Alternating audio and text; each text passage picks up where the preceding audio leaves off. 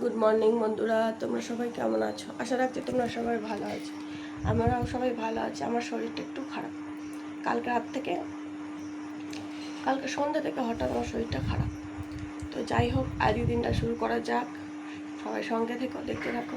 যদি ভিডিও করতে পারি তাহলে নিশ্চয়ই শেয়ার করবো। চোখ মুখ দেখে বুঝতে পারছি। তো চলো সঙ্গে থাকো, দেখতে থাকো। চা নিয়ে বসে গেছি।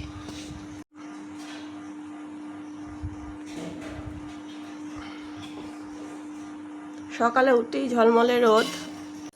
রাতে ভালো ঘুম হয়নি, রাতে উঠেছিলাম, সকালে উঠেছিলাম, এখন উঠলাম, শুয়ে আছি। কী করবো, শরীর ভালো নেই। কালকে আমার হঠাৎ গ্যাস হয়ে গেছিলো, এত পরিমাণে গ্যাস হয়ে গেছিলো। একটা আয়ুর্বেদিক ওষুধ খেয়েছি, একটা গ্যাসের ওষুধ খেয়েছি, একটা জেলাশিলের মতো দেখতে চুষে খায় ওই ওষুধ খেয়েছি, ইনো খেয়েছি, তাও কমছিল না। রাতে দুটো শুকনো মুড়ি চিবিয়ে খেয়ে শুয়ে পড়েছিলাম। সন্ধ্যে থেকে এত কিছু, বিকেল থেকে এত কিছু খাওয়া হয়ে গেছে। আজকে সারাদিন নিয়ম করে খাবো। বরের সঙ্গে ঝগড়াও করেছি, বলেছি সন্ধ্যাবেলা এটা ওটা আনো, কেন খাবো না বলি, তাও হাসছে। আমার শরীর খারাপ করছো, হাসছে, আমাকে রাগাচ্ছে।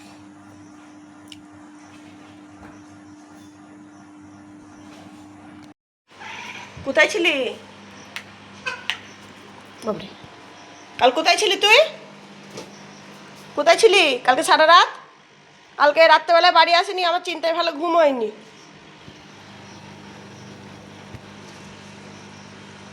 কোথায় ছিলি বাবা? ভাত খাবে? দাও দাও। আমার ছেলেটা যদি বাড়ির বাইরে যায় আমার খুব চিন্তা হয় যে কখন আসবে। পড়তে গেলেও হয়, স্কুল গেলেও হয়, আবার বন্ধুদের সঙ্গে গেলেও হয়। তো সেই রকম আমার পোষ্য লিও, আমার ছোট ছেলে, ও বাইরে গেলেও আমার চিন্তা হয়। মনে হয় ওকে কেউ মারছে কি না, কোথাও আটকে গেল কি না, কোনো বিড়াল ধরে মারছে কি না, কোনো মানুষের বাড়ি ঢুকলো কি না, কোনো মানুষ মারলো কি না। আমি তো চাই না ও বাইরে যাক, কিন্তু আমাদের যেহেতু ওপরের কোনো গেট নেই, তাই আমি কোনো চেষ্টা করেও আটকে রাখতে পারছি না। তো আমরা চাই ও বাড়িতেই থাক, আমরা পর্যাপ্ত পরিমাণে খাবার দিই, আদর যত্ন দিই। তো সেই জন্য সবসময় আমি চাই ও বাড়িতেই থাক। তো ও বাইরে গেলেই কিছু না কিছু ঘটনা ঘটিয়ে আসে, তো আমরা ওকে হারাতে চাই না। একদিন তো চলে যাবেই, জানি ওকে সারা জীবন আমরা ধরে রাখতে পারবো না, কারণ ওদের জীবন খুব ক্ষণিকের জন্য। তো সেই জন্য ওদেরকে বেশি মানুষ ভালোবাসে। ওদের জীবন যদি লং টাইম হতো তাহলে এত ভালোবাসা পেত না মানুষের কাছ থেকে। তো আমি আমার পোষ্য লিওকে ভীষণ ভালোবাসি। ওকে চোখের আড়াল হলেই আমি বারবার বলতে থাকি, লিও কই, লিও কই। আমার বাবু বলে তুমি তো পাগল হয়ে যাবে, বারবার বলছো লিও কই, লিও কই। আমি যে তোমাকে আগেই বললাম লিও বাড়িতে নেই, তুমি কি ভুলে গেছো? আমি বলছি হ্যাঁ রে বাবা, এই চোখে আড়াল হলেই আমার মনে হয় কোথায় গেল কোথায় গেল। তো বাড়িতে থাকে, আমাদের পায়ে পায়ে ঘোরে, কিছু খায় কি কিছু করে, আমাদের কোনো অসুবিধা হয় না। পরশু দিনকে কালকে ওকে একটা বড় বিড়াল কী হয়েছে আমি জানি না, বাড়ির বাইরে গেছিলো। তারপর যখন এলো ভীষণ হাঁপাচ্ছিল আর প্রচুর গায়ে কাদা, মনে হচ্ছে ও ছুটতে ছুটতে এসছে বা কোথা থেকে পড়ে গেছে, মুখটা গভীরে পড়ে গেছে। তারপর আমি ওকে ভাবলাম, ও যেরকম ভাব করছিল, ছটফট করছিল, আমি ভাবলাম ওকে বাঁচাতে পারবো না। তারপর অনেকক্ষণ, প্রায় 2 ঘন্টা পর বুঝতে পারলাম যে ঠিক আছে। তো যাই হোক, ওকে নিয়ে একটু চিন্তায় থাকি, কারণ ও একটু দস্যি, জানো তো, ও শান্ত নয়। আর দস্যিদের নিয়ে একটু ভয়, শান্তদের নিয়ে অত ভয় নেই। তো এখন আমি চাপাচ্ছি কুমড়ো আলুর তরকারি, মুড়ি খাওয়ার কুমড়ো আলুর তরকারিটা চাপিয়ে দেবো। তাড়াতাড়ি করছি, চাপিয়ে দিয়ে আজকে আবার আমার ভ্যাকসিন আছে, ভ্যাকসিন আনতে যাব। তো যাই হোক, ভ্যাকসিন আনতে যাব হাজব্যান্ডের সঙ্গে, যেহেতু আজ রবিবার ছুটির দিন। হাজব্যান্ড বাড়িতেই আছে। সবার জন্য মুড়ি খাওয়ার তরকারি করছি। কালকে রাতে আমার শরীরটা ভালো ছিল না, তো আমার প্রচুর অম্বল গ্যাস হয়েছিল, তাই আজকে শুধু 5 ফোড়ন দিয়ে তরকারিটা করছি। টমাটম, পেঁয়াজ, ধনে জিরে কিচ্ছু দিইনি, শুধু হলুদ, 5 ফোড়ন আর মিষ্টি আর নুন এই দিয়েছি। আর বোতলগুলো এক জায়গায় করে রেখে দিয়েছি জল তুলবো বলে। আর এর মধ্যে গেল কারেন্ট অফ হয়ে গেছে। ভয় লাগে কারেন্ট অফ হয়ে গেলে, যে এর মধ্যে আবার আসবে, তো আমার তো জল নেই। আমার ট্যাঙ্কি ভর্তি থাকলে কারেন্ট চলে গেলে আমার কোনো টেনশন হয় না, ফোনে চার্জ না থাকলেও টেনশন হয় না, কিন্তু ট্যাঙ্কিতে জল না থাকলে কারেন্ট চলে গেলে আমার প্রচুর টেনশন হয়। মনে হয় কী করব। তারপর আমার রান্নাঘরটা এত অন্ধকার, রান্না করতেও প্রবলেম হয়। তো যাই হোক, বোতলে জল দিয়ে আমি রান্নাবান্না করি, কারণ আমি বোতলগুলো ভরে ভরে রেখে দিই, নিচু হতে পারি না। বারবার বালতি থেকে জল নিতে গেলে নিচু হতে হবে, আমার কোমরে যন্ত্রণা বেড়ে যাবে। যাই হোক, সেই জন্য আমি আর হই না নিচু। কড়াইটা বেঁকেছিল, সোজা করে নিলাম। আমি মানুষের সঙ্গে মেশা বন্ধ করে দিয়েছি মানুষের খারাপ ব্যবহারে। এখন একা থাকতেই বেশি ভালো লাগে। নিজেদের বাড়ির লোকজনদের নিয়ে থাকবো, আমি, আমার ছেলে, আমার হাজব্যান্ড, আমার শাশুড়ি, এই নিয়ে আমার পৃথিবী আর আমার মা বাবা। এই পৃথিবীর বাইরে আমি কাউকে কোনো কিছু ঘাঁটাইও না, কাউকে আমার চাইও না। আমি কাউকে ডিস্টার্বও করি না, কেউ আমাকে ডিস্টার্ব করুক চাই না। তো আমাদের আগে মাসকাবারি মাল আসতো, এখন আর আসে না, সপ্তাহে সপ্তাহে মাল আনা হয়। তো সপ্তাহে সপ্তাহে মাল আনার পরেও কিছু জিনিস তো রয়েই যায়, সবারই রয়ে যায়, আমারও রয়ে যায়। যে প্রত্যেক দিনই আনবে প্রত্যেক দিনই ফুরিয়ে যাবে এমনটা তো নয়, কিছু জিনিস আমরা স্টকে রাখি। তো সেইগুলোই বর্ষা পড়েছে, ছাতা পড়ে যাচ্ছে, এত বৃষ্টি, তো সেইগুলো নিয়ে এসে রোদে দিলাম। কারণ প্রত্যেকটা জিনিস যদি রোদে না দিই নষ্ট হয়ে যাবে। নষ্ট হলে পয়সা দিয়ে কেনা জিনিস, আমার স্বামী অনেক কষ্ট করে মুখে রক্ত তুলে সারাদিন কাজ করে এই জিনিসগুলো কিনে নিয়ে এসেছে, সেগুলো তো আমি নষ্ট হয়ে যেতে দিতে পারি না।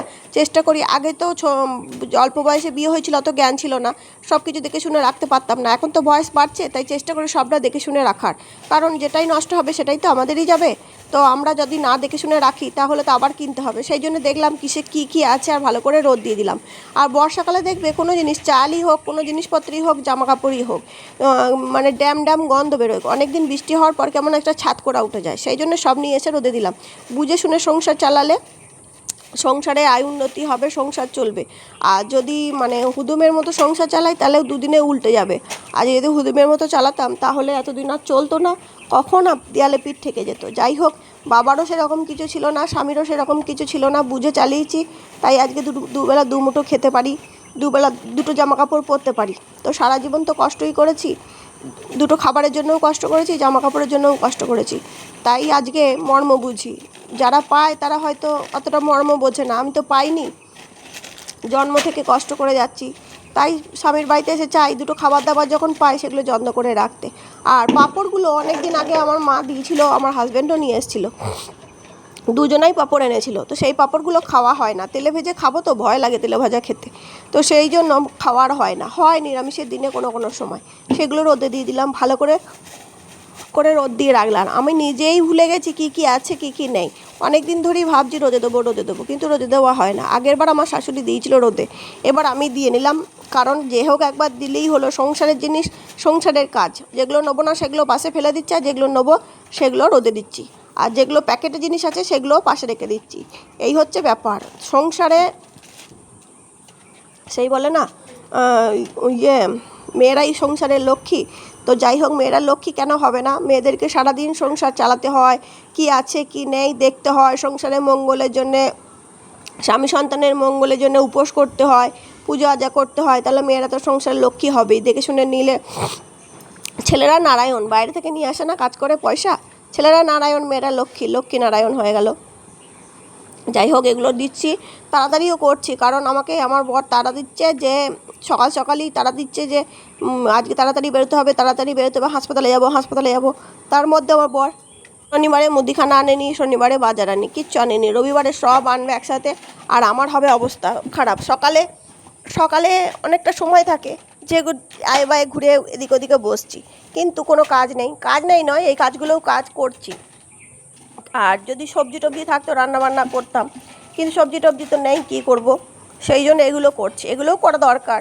বালতিটাকে ভালো করে ঝেড়ে নিই, বালতির মধ্যে না ভীষণ পোকা, বালতিটাও ঝেড়ে নিলাম। আর রোদ দিয়ে ভাবছি যে এই বৃষ্টি চলে আসবে কিনা, এই মেঘ, এই রোদ, জল, এই রোদ, এই বৃষ্টি।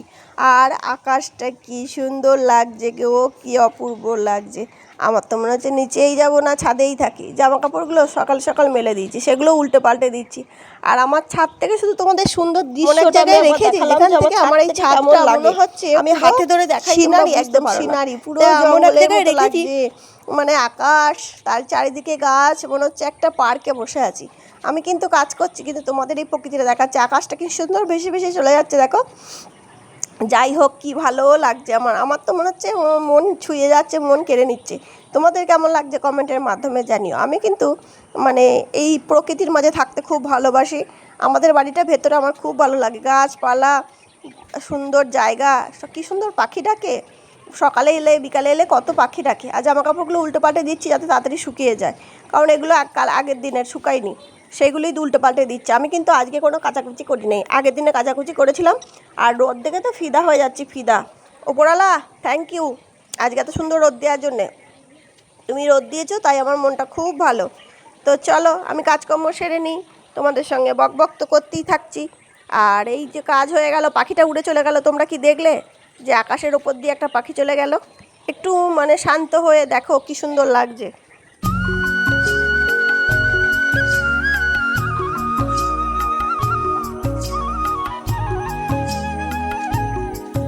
জামা কাপড়গুলো সব উল্টে উল্টে দিলাম। এতক্ষণ রোদ ছিল, হঠাৎ আবার মেঘলা চলে এলো। আর এই যে মুদিখানা জিনিসগুলো সব মানে যেগুলো রয়েছিল সেগুলো সব ভালো করে রোদ দিয়ে দিলাম। বর্ষাকালে না জিনিসপত্র রাখলে পোকা হয়ে যায়, গন্ধ হয়ে যায়, সেই জন্য সব রোদ দিয়ে দিলাম একবার।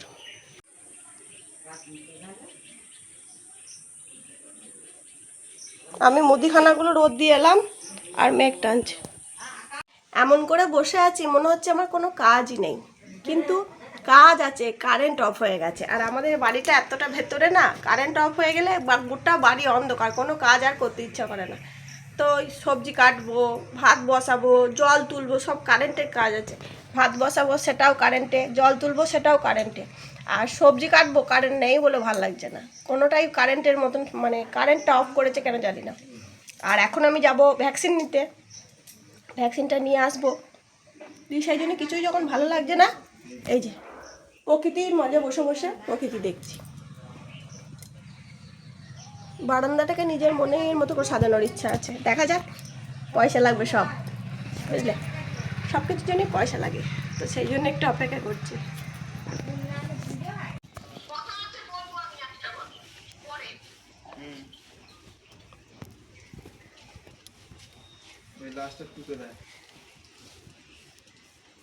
তোমার গেঞ্জির রংটা আর আজকের আকাশের রংটা ম্যাচিং।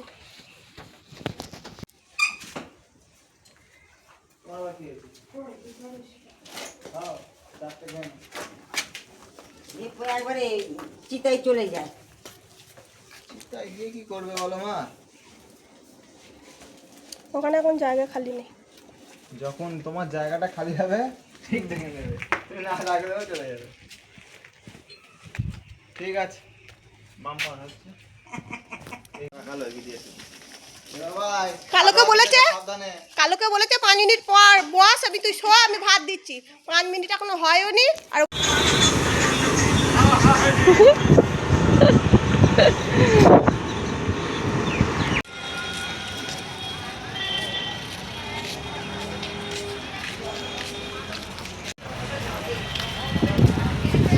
তোমার নীল নীল ম্যাচিং, দেখো পেছনে দেয়ালটা। আমার মতন ভালো মানুষ তুমি আমাকে বলো না এটা। আনন্দ করছি। বলছে কি ব্যাপার, স্টেশনে ইয়ে রাখে। হ্যাঁ হ্যাঁ, দাদা দাদা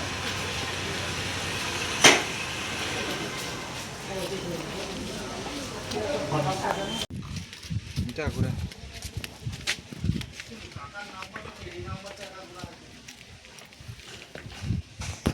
ঝুড়ি নেমেছে, তার জন্য এইসব ছেলে পেলে এসে উঠতে চায়।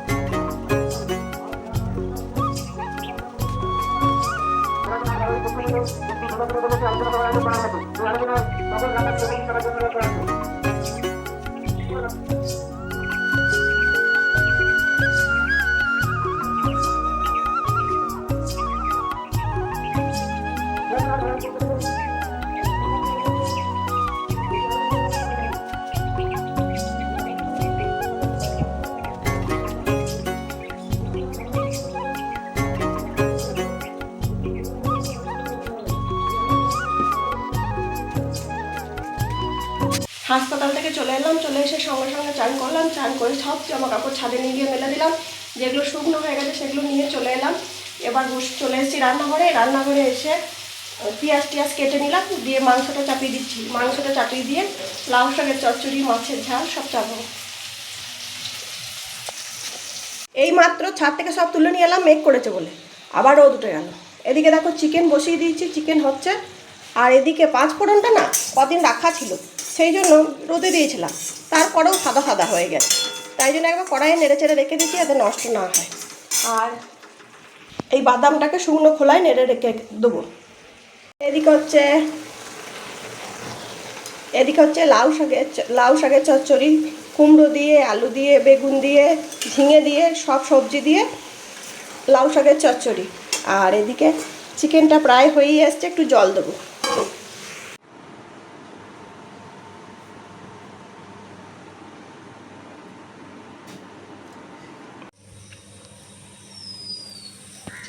বিকেলে চলে এসেছি ছাদে। কদিন তো বৃষ্টি হয়েছে একটানা, আমাকে গাছে জল দিতে হয়নি।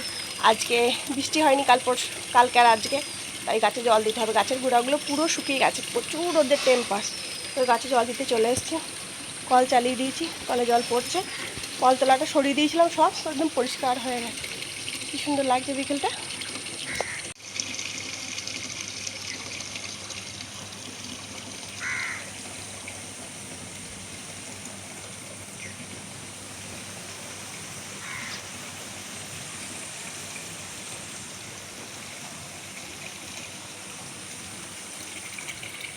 তো বিকেলে ছাদে জল দিতে চলে এলাম। সারাদিন অনেক কিছু দেখলাম, দেখালাম তোমাদের সাথে যা পারলাম। আজকে খুব দিনটা বিচিকিচির মধ্যে কাটলো, খেতে খেতেও অনেক বেলা হয়ে গেছিলো। বিকালে এসেছি ছাদে জল দিতে, তারপর পরে আর মানে সময় পাইনি।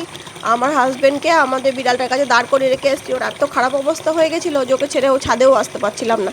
তো গাছগুলো জল দিয়ে নিলাম। তারপর তো সারাদিন কাজ আছেই, সন্ধে দেবো, ঘর দোর ঝাড় দেবো, চুল আঁচড়াবো, খাবার গরম করবো, এইসব করতেই থাকবো, চলতেই থাকে। এইসব সব মেয়েদেরই কাজ আছে, আর দেখাচ্ছি না। তো চলো, সবাই ভালো থেকো, সুস্থ থেকো, নিজেদের শরীরে খেয়াল রেখো, আমার পাশে থেকো, আমার ভিডিওগুলো দেখতে থেকো। যারা এখনও সাবস্ক্রাইব করোনি, সাবস্ক্রাইব করে নিও। আর কেমন লাগছে কমেন্টের মাধ্যমে জানিও। তো চলো, আজকের মতো টাটা। কাল আবার একটা নতুন ভিডিওর সঙ্গে দেখা হবে।